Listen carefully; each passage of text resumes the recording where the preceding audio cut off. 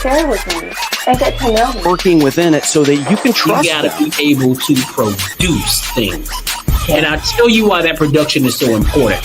But before we go there, how do you use those two pieces of equipment? And Success is not necessarily financial, but success is when you feel fulfilled in what you're doing. And then to other women, they need to know their value, their worth. But I believe everything that you put your mind to and you achieve, it's success. Give us all the stuff. Okay, I'll answer all 16 of those questions right now. I started in the music business at Sony while I was still...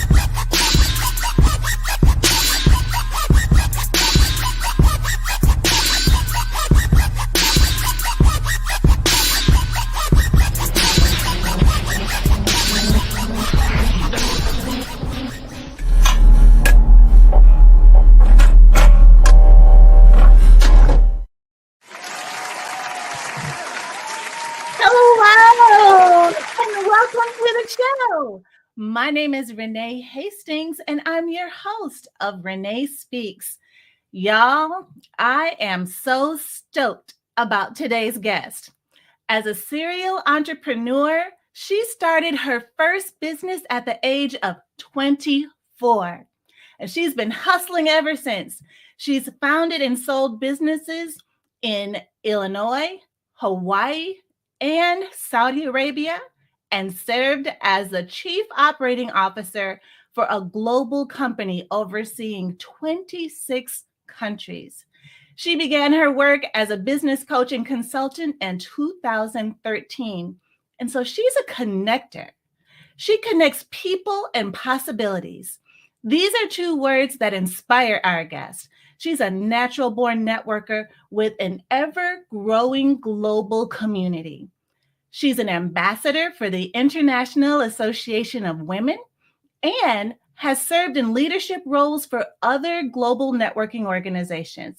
She's an international speaker and avid traveler, becoming a full-time digital nomad in 2019. She is also a creator of life on her own terms. Our special guest believes in the chance to create life on your own terms, and it is a reality that she's living one day at a time as a digital nomad. She's also a coach, consultant, speaker, and a podcaster. Y'all, please join me in welcoming Lynn Howard.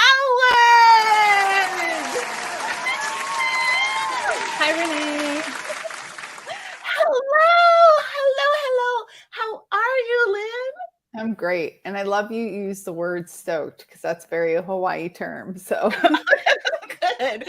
I am so totally stoked. From the moment I met you, when we did our panel together, moving your business to the $1 million mark, I was like, I have got to know this woman. I've got to be in her circle. I've got to figure out how she does what she does because she's amazing. So thank you so much. Excited. Thank you. Accepting my offer to be on the show. And I cannot wait for our audience to get to know you because I know they're going to love you just as much as I do. Thanks. I love this. I'm so excited. So much so that it is midnight here in Bangkok. And I was like, I got to stay up so I can be on Renee's podcast today. Oh my gosh. It's midnight in Bangkok, y'all. Now that is dedication, loyalty, and devotion. Thank you. It is just such a privilege and an honor because I know that your schedule is so jam-packed. And for us to be able to meet for even just these few moments, to get to know who you are, get to learn more about your business and what it is that we can do better so that we can live victorious, so that we can be intentional about our success. Intention's important. And I'll have to add that, thank you for that. I appreciate that. I am definitely a person about my calendar. However, it's kind of like what you said earlier. It's like we did develop that friendship and that relationship right away. Like I knew it just like you did, like we were going to connect. And it's important for us to make space and time for those individuals, because it is about the relationships, not just in our personal lives, but in business. And I think that that's a really important point to make, is that we need to get out of the busy culture, right? That whole, like, I'm too busy, this or whatever it is. It's about being intentional, as you said earlier, about the people, the places, the things that you're doing in order to be able to live in your purpose, but also accomplish the things that you need to accomplish. Right. Exactly. So we are definitely of like minds. Absolutely. Absolutely. So, Lynn, I know I gave a high level overview of you and who you are. You, like me, hustle, hustle all day. Tell us a little bit more about the things that I didn't read in the intro. Absolutely. I'm an author. So I'm a best-selling author. I've actually have 2 books underneath the Pursuit of Badassery brand, and you just got me off of an 8-day kind of getaway to start writing my own book. I mean, obviously I wrote these other 2 books with my co-author, but this one is more about memoirs and stories and reflections and life lessons. So I'm super stoked about that coming out.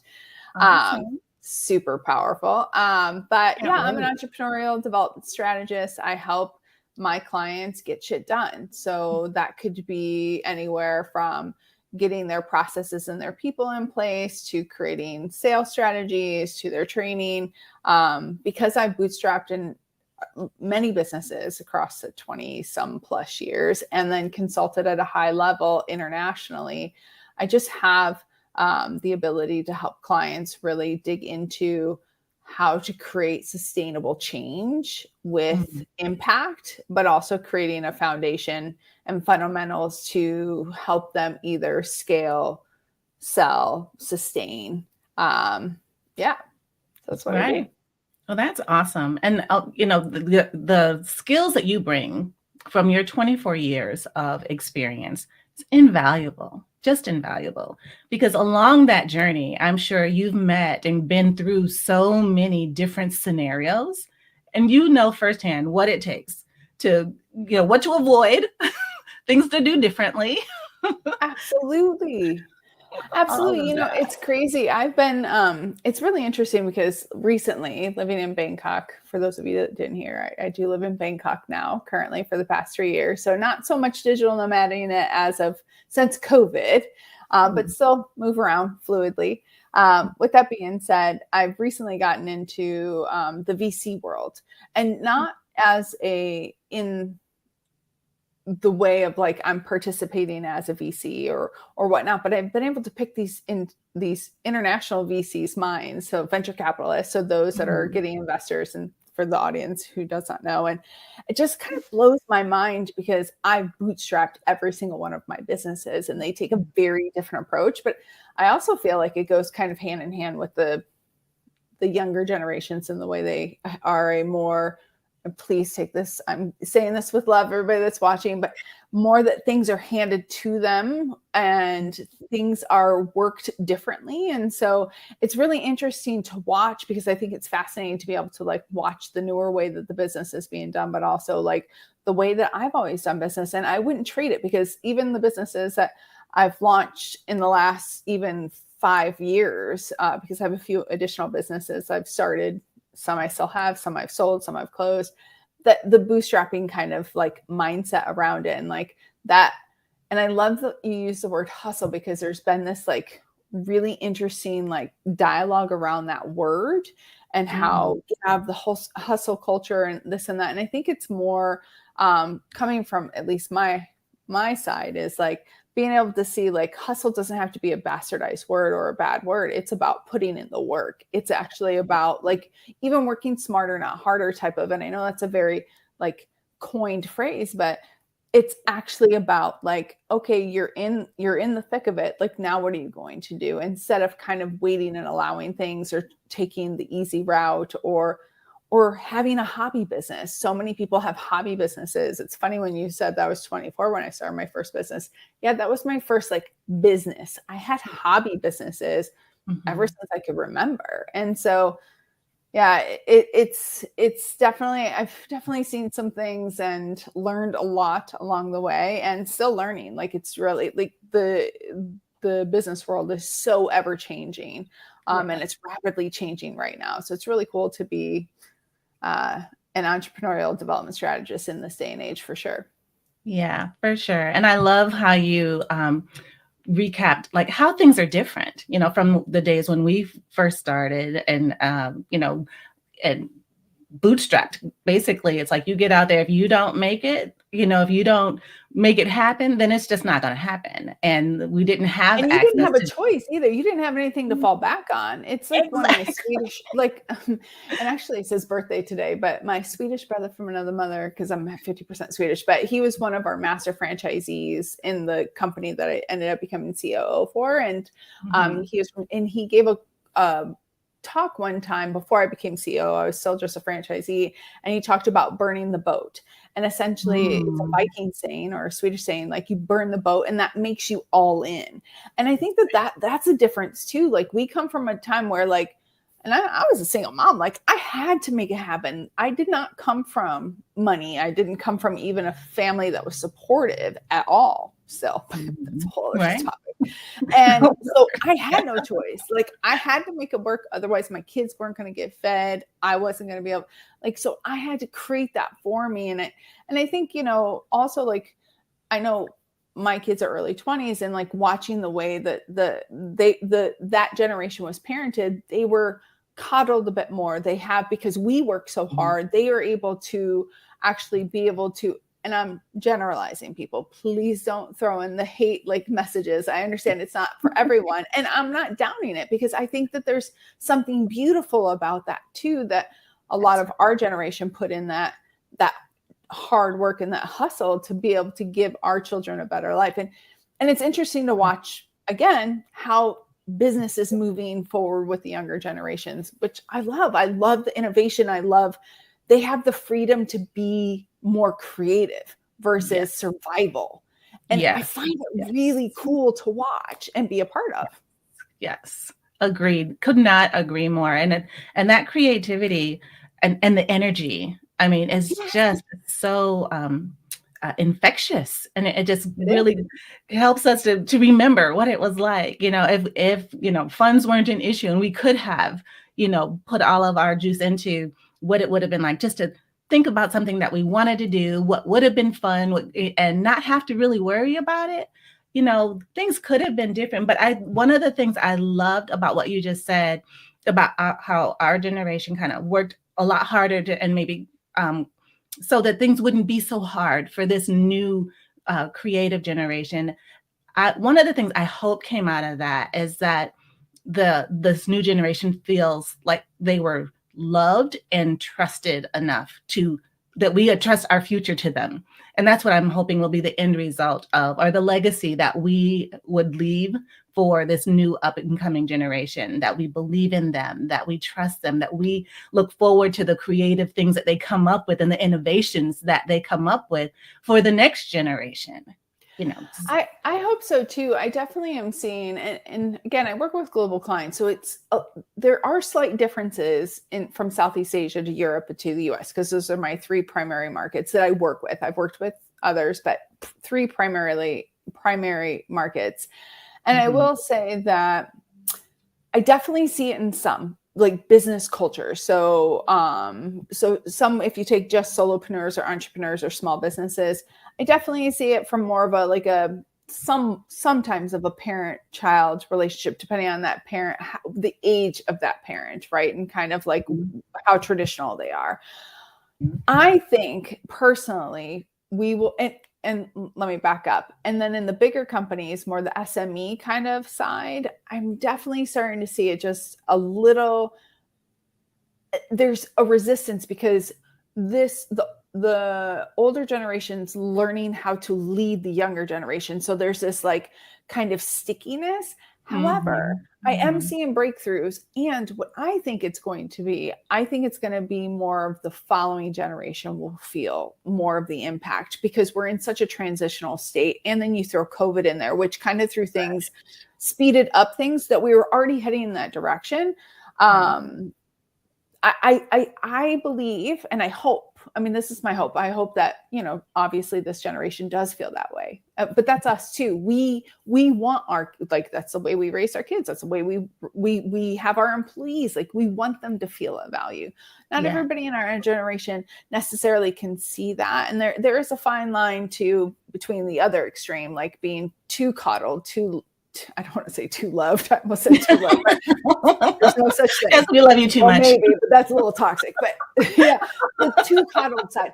So that's why I'm thinking, like, I really hope that we're gonna, like, I know some people see the generation, but I think it'll be the next generation. But we were the ones, and I just watched a show, and it was about.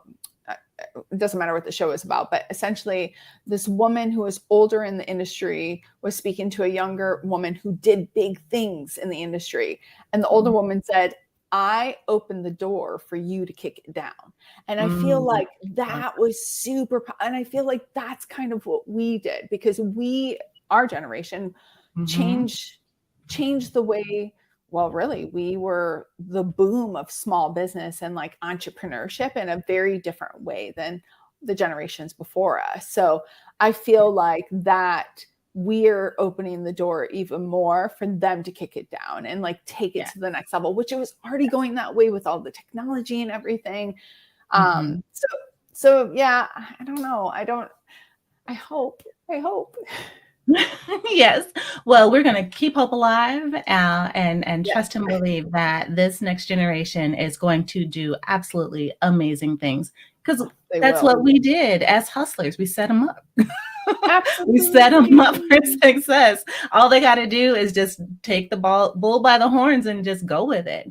Because the world is like their oyster, and there's so many. There's like no borders. There's no boundaries. We've got this internet. We've got all kinds of intergenerational resources. I mean, and you now, and your experiences with venture capitalists. I mean, I know that there's always been business strategy that includes that component, but absolutely, for the longest time, that was only available to a select few.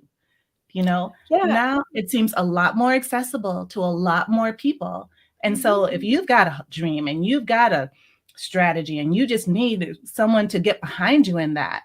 We've got GoFundMe. GoFundMe wasn't a thing when we were starting our businesses or bringing up our children, but you have a good enough writer to talk about what it is you're trying to achieve. And before you know it, you've got more money than you know what to do with in so many cases. It can be a real reality for so many people. So the access is there that we didn't have. So yeah, absolutely. The only thing that I would say for the younger generation, especially that are listening, is I go back and I reflect on a phrase I actually used to talk about a lot when I was doing a lot of coaching, or training, and in a certain business network group, is that, for me, is somebody who earns. So if you take a college kid, the college kid who earns the car versus the college kid who's given the car, typically the one who earns the car respects it, honors it more, and the one who's given it doesn't. Sure.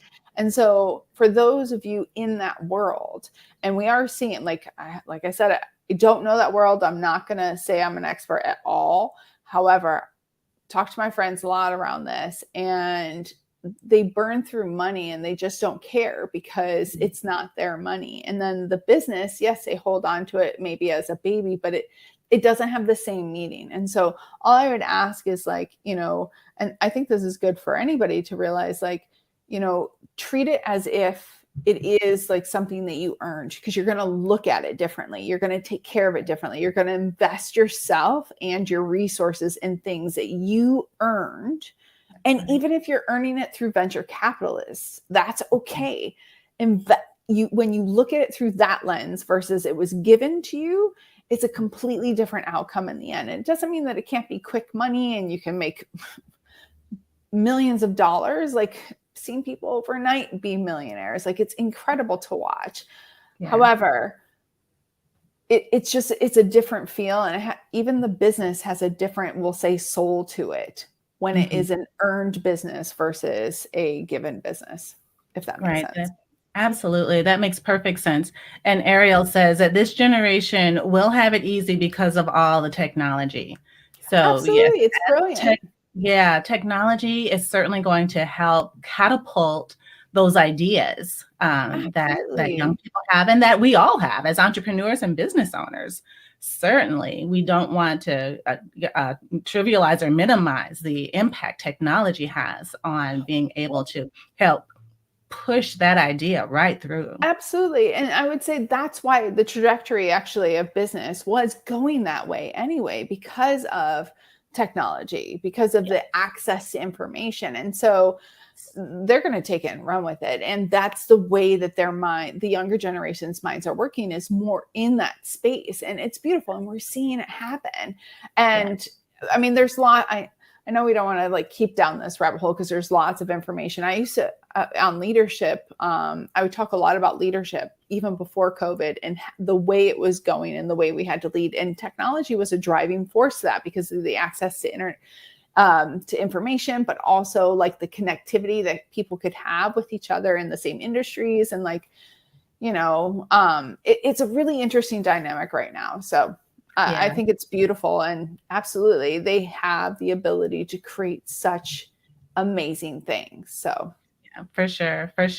And Amelia agrees with us. Is that this generation is really up to big things. And she says that we now have AI and all the other things.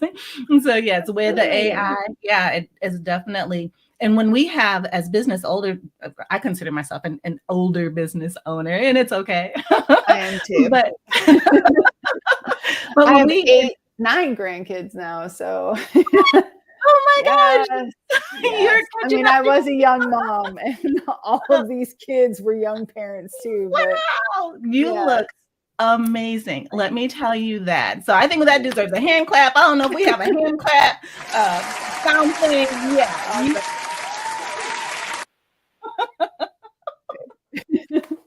Okay.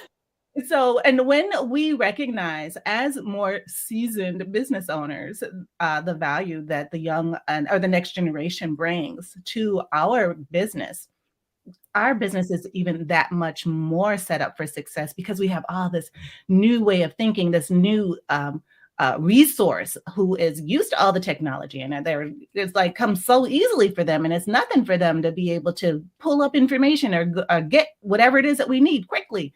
So we don't have to be the master of the thing as long as we got someone on the team who's the master of the thing. We should not. I was just having this conversation at dinner tonight with a couple of girlfriends, and we should not we're not the experts of everything. We are only the experts at certain things. And it's really important. And I will say, like, I know we talked about the younger generation, and I will say for us, for our more seasoned generation, like it's really important for us to be able to help blend the two, because we can be both sides can be stuck, right, in their own ways. And I think there's a bridge that can be had, and there's beautiful things that can be done when that bridge is made. We create more of the culture and the soul, right, and the sustainability, the foundations of it. And this newer generation or newer thinkers are taking us to the next level and giving us more systemized things, or, you know, working smarter, not harder type of technology stuff. So I think it's really important for us as a more seasoned generation to be able to speak and let them, those that you don't understand, let them still have a seat at the table and be able to kind of figure out what's going to be best for the whole of the company. And because otherwise, if you do not get on board, then your business will also die. So it's kind of like the younger generations, if they're not creating soul and culture in their companies, eventually it'll die. But if they're selling it, then they don't really care, right? Because that needs to happen. With the older generations, we have that soul and creating the company culture, and we need to be able to have that communication and bridge that gap to be able to move our company forward, because if it's not growing, it's dying, especially in today's day and age. Absolutely. Could not agree more. And as you were talking, I got this image in my head of a tree on a hill. And if you think of the tree on the hill, you have the hill like this and the tree is coming up. Well, the hill is sitting, the tree is sitting on the hill, and the roots are going deep, and that's the culture, and that's the roots and the structure and the stability of what you have built to this point. And the tree is growing up big, it's tall, it looks great. But the more branches that come, more new branches that come, the taller it gets, the fuller it gets, the more beautiful it gets, because of the newness of what's being created in the system of the tree. Does that make sense? Absolutely. Yeah. And to continue that is, it would not be sustainable if it didn't have deep roots. So the more that it flourishes, the deeper the roots need to go. Absolutely. And it's, again, it's just a beautiful thing, like watching today's age, like entrepreneurship and like all of the new ideas and all of the potential and the possibilities. It's just, making sure you have roots to those trees. Yes, roots are important. They are I important. was listening to another show. Was talking about the fruits that come from the roots or something like that, and you want to have good fruit from those deep roots. And so, anyways, it was I'm kind of love that. It was a really great show. So, Lynn, like getting into my questions, because we have not touched a single question. Sorry. That I've had. It's been such a great opening to the show, and we're almost out of time for the Renee Speaks portion. But as I go through my list of questions, I want to ask a little bit about your book, the one I did read from cover to cover and loved every page of it. It's called The Pursuit of Badassery. And it was fabulous. And now you've come out with another one that has more of an emphasis on the pursuit of badassery in sales. And Absolutely. as entrepreneurs and business owners, tell us a little bit about that. We're going to show a little bit about that and let people know how they can purchase this and join you on that journey and get really great advice on how to grow their businesses and not be afraid. Yeah, absolutely. So first of all, and I know they're showing it up here, The Pursuit of Badassery is available on Amazon. We did write 2 books, and we released them within less than 9 months of one another. It's a whole other story. We could have released 2 between that time, but everybody's like, another? Anyway, so the first one is more of like for all over entrepreneurship and leaders. And it's not just for women, it is for men and women. But my co-author and I, essentially, you don't have to read it front to cover, front to back. You can just pick up and read whatever section like you're needing at that time. We have worksheets because we're very action oriented. We believe in putting in the work, right? The second book is sales. The biggest problem people have in their business is sales. And I have written many sales trainings. In fact, as COO, I wrote the global standard sales training as well as the train the trainer training and delivered that. Like, I love sales. I've been in sales my whole life. And so it seemed like the most natural next book for us to do. We'll release one other book this year. It's most likely going to be on finances, but we have 2 that we're kind of going back and forth because it's a whole brand. But we will have a free masterclass the beginning of June. So make sure you sign up to get that information because we don't have our, we will by the end of next week, but it'll be a free 5-day masterclass, 1 hour a week, 1 hour a day for the week. But yeah, we use our real life stories. We use we get kind of like, we're very transparent about like how we did well and how we didn't do well, like where we learned from our mistakes. And I love these books because it's almost like just a go-to guide for SMEs and solopreneurs. That's right. Right. And I'm telling you, I loved it. It was so relatable, so easy to understand. It was a lengthy book, but it was so quick to go through because it was so relatable and so easy to understand. It was truly fantastic. Well, we don't write in Shakespearean either. Like, we're writing in the way that we have conversations. Right? Yeah, like you were sitting across the table from me. I know. All my girlfriends are like, I hear your voice. I can't get your voice out of my. And then we created the Audible books, which we do have Audible as well. But yeah. I love them. And there's just so so much good nuggets in there and so much good knowledge. And again, we put in the worksheets and the workable stuff because of that. We want people to take action. We don't want you to just read it and let it sit. We want you to take action. That's right. Right. And then I'm so glad that you mentioned nuggets, because before we go, I want to share something super exciting with you and the rest of our audience that, and I want to thank you, Lynn, for giving us even more amazing content for our audience to check out over on Renee Speaks Golden Nuggets. So it's a new show that we're doing. It's starting in June, and you can catch exclusive content from the rest of this show every Tuesday at 12 o'clock p.m. Eastern on 100 TV Network. It is going to be chock full of extra interview questions, behind the scenes stories, and all kinds of inspiration and empowerment to keep you going throughout the week. So be sure to mark your calendar. Starting in June, Renee Speaks Golden Nuggets. So as we wrap up this show, Lynn, do you have any final words before we hit the green room and have a cup of coffee and a donut? I love that. No coffee at 1 a.m. for me. Last thing, like I would say, is like, don't hold yourself back. Like, do the action, do the step, take the leap. It seems to be very much a thing, not just recently, but throughout my whole entrepreneurial like journey and business journey, is like, if I would not have stepped up and said no and taken that step, like I wouldn't be here. You know, we make things more difficult than what they need to be. We really, like, if we put our mind to it and like just take that step, there will be a landing, and just keep going. Regardless of what level of business you're at, like just keep going. Just keep going. I love that. Great advice. And do it afraid. I love that. For real. Do it afraid, because that's how you get started. Just keep going and do it afraid. Okay, Lynn, thank you so much. And I'll see you in the green room. And thank you all for joining us today on Renee Speaks. Find a mentor.